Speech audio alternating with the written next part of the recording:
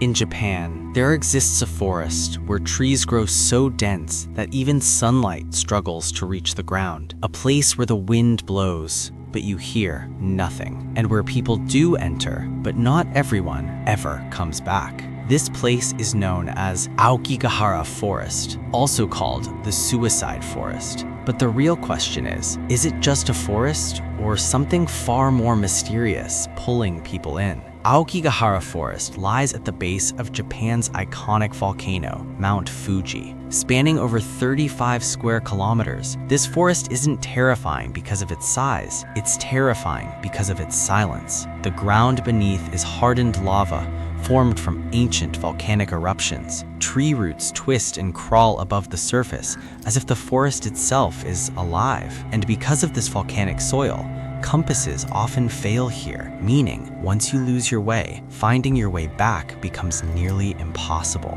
But the real danger isn't losing the path, it's losing yourself. Every year, dozens of people enter this forest, some just to explore, and others for very different reasons. Deep inside the forest, you'll often find ropes and tapes tied between trees, markers left behind by people trying not to get lost. But sometimes, those same trails lead to places where no one ever returned from. Visitors have reported finding abandoned shoes, bags, diaries, and sometimes their owners, now turned into nothing more than silent stories. Why is this forest called the Suicide Forest? The answer lies partly in history and partly in the human mind. Japan has long struggled with high suicide rates, and this forest became widely known after the release of a controversial book, The Complete Manual of Suicide, a book that described this forest as the perfect place to die. After that,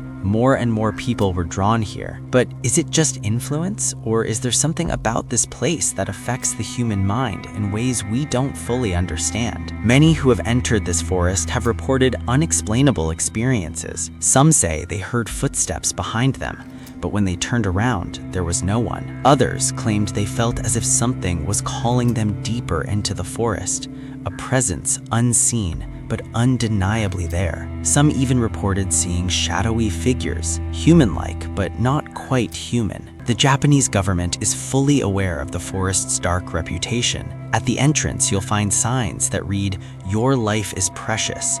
Think about your family." Authorities regularly patrol the area trying to prevent tragedies, but despite all efforts, people still come, and some never return. So what's the truth? Is this forest truly haunted?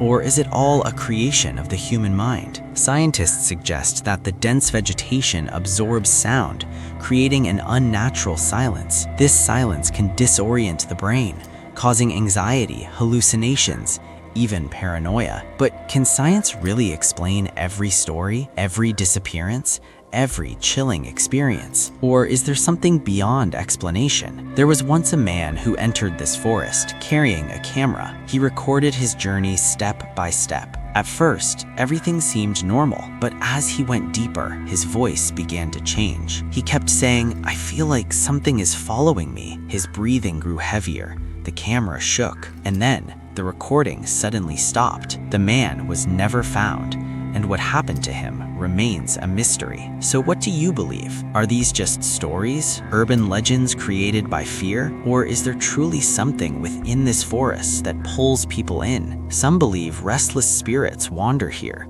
lost souls, guiding others to the same fate, while others say it's simply the human mind breaking under isolation and silence. So here's the question. If you had the chance, would you enter this forest? Would you walk into that silence, that darkness, that unknown? Or would you choose to stay away? Because Aokigahara Forest is not just a forest, it's a mirror, reflecting the deepest fears hidden inside us. And maybe not everyone is ready to face that truth. And if you ever decide to go there, remember one thing. The forest may show you the way in, but coming back, that decision is entirely yours.